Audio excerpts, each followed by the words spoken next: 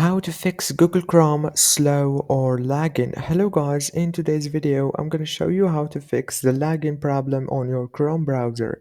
So all what you have to do is go to your Google Chrome. This is the home page. Go to the top right here, click on those three dots, and after you click on those three dots, go down to more tools option.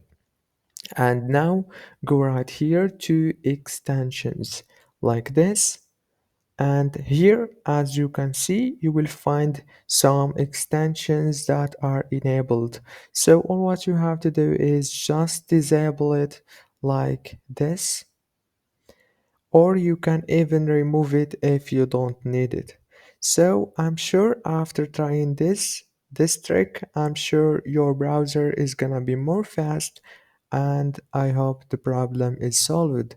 If it's not, please check our another videos.